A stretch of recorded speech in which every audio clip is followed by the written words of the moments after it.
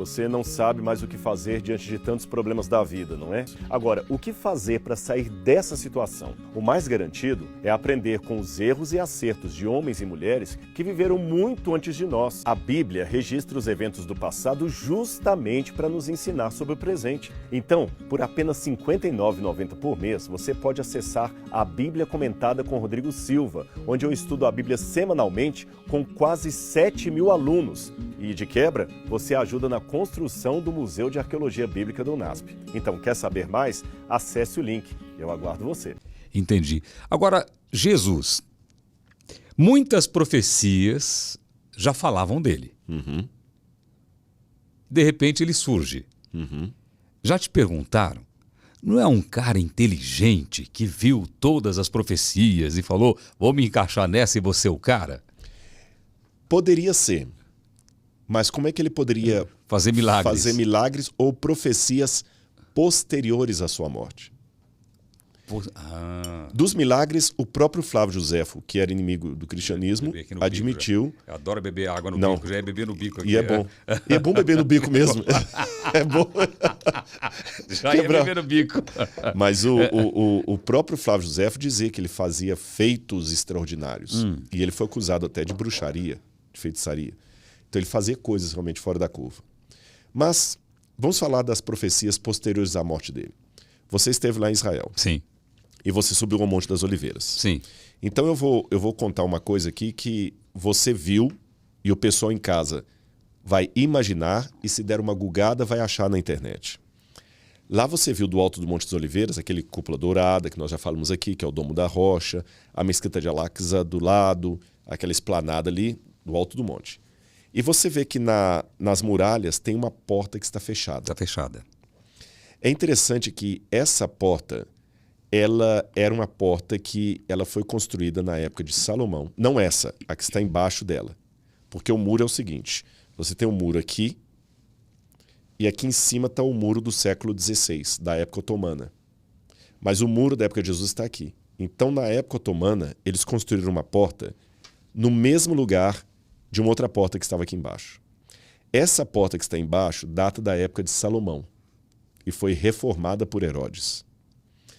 E na época de Salomão, em 587 a.C., a época da destruição do primeiro templo, o profeta Ezequiel teve uma visão.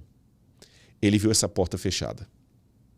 Está em Ezequiel capítulo 44, versículos 1 em diante. Diz assim o texto bíblico. Então o homem me fez voltar para o caminho exterior do santuário que dá para o oriente. E a porta estava fechada. Isso deve ter trazido um caos no profeta, porque essa porta oriental era, na tradição judaica, a porta por onde o Messias entraria em Israel. Ela era chamada em hebraico de Sha'ar Rarachmin. Eles estão esperando. Estão esperando. E ele tem que entrar pela porta dourada, pela porta oriental.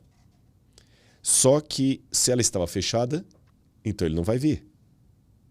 Mas a profecia continua. Esta porta permanecerá fechada. Ninguém entrará por ela, porque o Senhor Deus de Israel passou por ela, por isso permanecerá fechada. Cristo passou por essa porta, proclamando-se o rei de Israel, quando ele desceu do Monte das Oliveiras, vindo com uma comitiva atrás, gritando, Hosana ao filho de Davi, Baruch atah Beshem Adonai, bendito é o que vem em nome do Senhor. E ele vai com o jumentinho, que os católicos até celebram no domingo de Ramos. Jesus passa por essa porta e ele entra no templo. Ele passou por ali como a profecia falou. Depois que Jesus passou, essa porta foi fechada pelos romanos. Lembra que eu falei que foi destruído? Sim. Ninguém mais entrou por ali. E quando os muçulmanos construíram o muro por cima e foram fazer uma nova porta para dar acesso direto ao templo, Suleimão Magnífico recebeu dos colegas essa informação. Olha, o Messias dos judeus vai vir por aqui. Ele falou, é? Então, para impedir que essa profecia cumpra, fecha essa porta de tijolos de cima a baixo, como você viu fechada, e tá com um cemitério aqui na frente. Tem o cemitério. Para que o Messias não passe. Só que em fazendo isso, ele cumpriu a profecia mais ainda. Porque hoje, você não consegue ver a porta que está embaixo, mas você vê o monumento que foi colocado em cima. Como é que Jesus podia fazer um prognóstico de algo que ia acontecer depois da morte dele. Jesus também falou, e será pregado esse evangelho do reino em todo o mundo, em testemunho a todas as nações. E então virá o fim. Mateus 24, verso 14. O que eu estou falando aqui agora? 2000 anos depois, do nome dele. Jesus percorreu o mundo. E não somente isso, ele falou de outras profecias também, da vinda de falsos cristos, falsos profetas, o levantamento de tormentas, de guerras, de terremotos, de crises. Tudo isso está acontecendo, guerra, tormenta e tal. E os falsos profetas? Também. Mas como que a gente vai saber quem é falso profeta? Aí tem... Boa. Uma vez no Gugu, eles levaram uma coisa interessante lá no programa dele. Eu lembro que eles levaram várias bolsas caríssimas, né? Louis Vuitton, essas Gucci da vida, e levaram algumas falsas feitas na 25 de março. E o especialista tinha que falar. E muitas falam assim, isso aqui é falsa. É tudo igual, tudo igual. Não, não é não. Olha aqui, ela aparenta ser, mas a qualidade não é a mesma. Olha o tipo do tecido. Então, o falso, a característica do falso é que ele é sempre uma marca, uma falsificação, uma cópia barata. Então, a primeira coisa que eu tenho que olhar não são as semelhanças, são as diferenças. Os falsos cristos que vão surgir, eles nunca vão ter a qualidade do verdadeiro, porque a Bíblia fala que quando ele voltar, ele virá nas nuvens com poder e grande glória. Todo olho o verá. Nenhum desses até hoje veio nas nuvens com poder e grande glória. O Henri Cristo, por exemplo, uma vez ele falou no programa do Ratinho, o pessoal perguntou, por que você vem, só anda de avião para cima e para baixo? Para cumprir a vontade do meu pai, porque lá diz assim, eis que vem com as nuvens. Não, mas não é bem isso, Henri Cristo. Pô, sabe, ele é muito inteligente, ele é genial aquele sujeito. Ele é genial, ele tem uma inteligência definitivamente acima da média. Mas não é aquilo. A Bíblia, quando fala ele vem com as nuvens, fala que todo olho é algo sobrenatural. Sobrenatural. Não é algo da tecnologia. Exatamente, porque eu também ando sobre as nuvens e nem todo mundo me vê. Então ele vem com seu poder, com um grande clangor de trombetas. Os anjos vão ser enviados. A terra toda vai poder contemplar como o Rei dos Reis. Então, eu não tenho como me enganar, mesmo que surja 1, 2, 3, 4 pessoas aí dizendo eu sou o Cristo. Não é falso. Não tem a qualidade da verdadeira vendida lá na Champs-Élysées. E está longe? Ou está perto? Não tem como saber. Não tem e não. Eu vou, já que eu falei tanto de parábola, que era a técnica rabínica que Jesus usou, eu vou pegar uma parábola para te responder isso. Tá. Imagine que você tem uma pessoa cardíaca na família. E de repente, num belo domingo lá, vocês estão comendo, fazendo um churrasco lá na fazenda, todo mundo feliz, as crianças, todo mundo lá. E esse seu parente cardíaco começa a sentir uma dor no lado esquerdo do peito. O que você faz?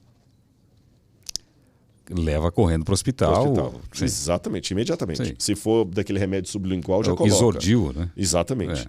Só que pode ser uma dor muscular qualquer. Pode ser gases? Pode ser gases. Mas na dúvida...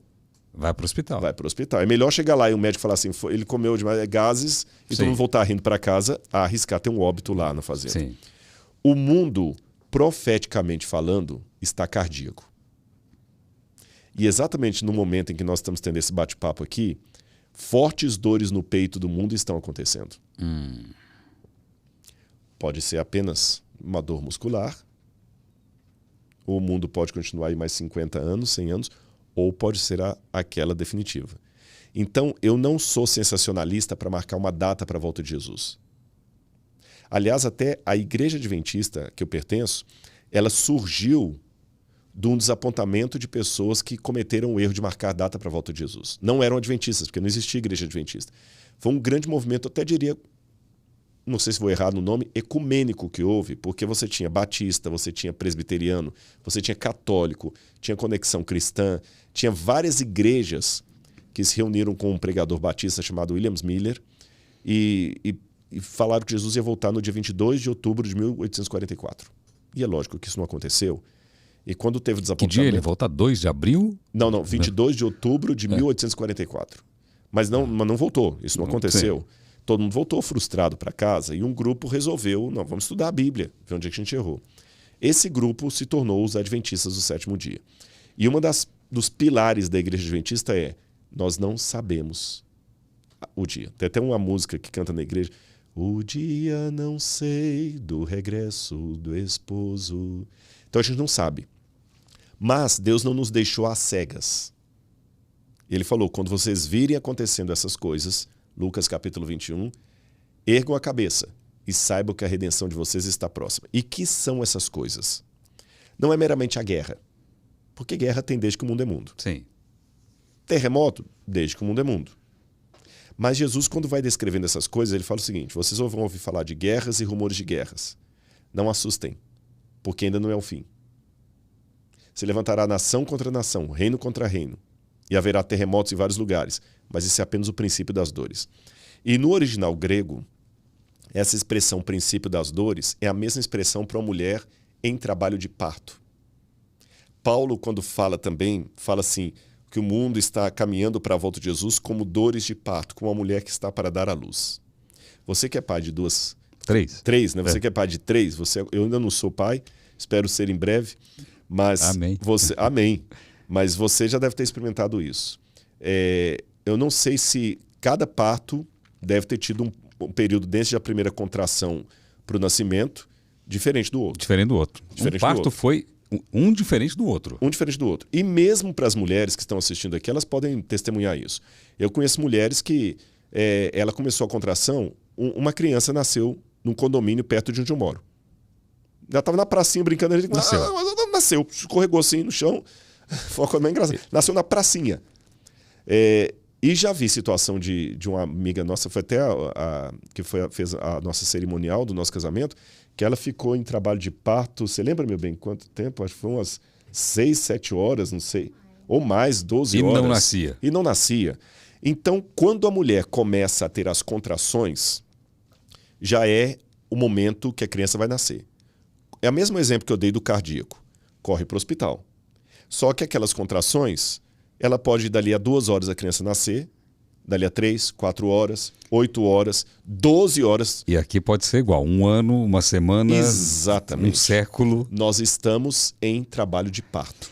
Okay. As contrações do mundo já estão tendo. Quando o cara está com dor no peito, não sabe o que é, leva para o hospital. Se o mundo está dessa maneira, aonde está a solução? Eu respondo modificando um pouquinho a pergunta. Em quem? Mais do que o onde. Essa que é a beleza do evangelho. Uma vez uma mulher samaritana perguntou para Jesus assim: os nossos pais adoraram nesse monte aqui, Gerizim. Lá você não deve ter ido não, porque ali é Siquém, na Palestina, não sei se você chegou aí. Eu fui na Palestina, mas eu acho que eu fui... Jericó, Belém. Fui em Belém. Eu já estive em Siquém lá. E realmente, ali que Jacó esteve, os pais. Então a samaritana falava com Jesus: nossos pais adoraram aqui, mas vocês falam que é Jerusalém. E Jesus respondeu para ela: chegará o dia em que os verdadeiros adoradores adorarão ao Pai em espírito e em verdade. Ou seja, Deus, ele está em todo lugar esperando pela sua onipresença. Então não é para onde eu correrei, mas para quem eu correrei, para Ele. Tendo uma amizade sincera com Deus, amando a Deus acima de todas as coisas e ao próximo como a mim mesmo. Mesmo porque, Celso, eu nunca posso afirmar: não quero morrer. Estou amando a vida que eu tenho, mas eu nunca posso afirmar que esse não vai ser o meu último podcast. A gente nunca sabe. Eu sempre digo isso. A gente nunca sabe. Então eu tenho que estar sempre preparado, não por medo, por saudade. Saudade dele, que ele venha. Eu sempre, a Laura testemunha, a gente faz oração, se for o Senhor, quanto tempo falta para a gente esperar o Senhor? Quanto tempo, Senhor? Volta, Senhor. E olha que eu não posso reclamar da vida que eu estou.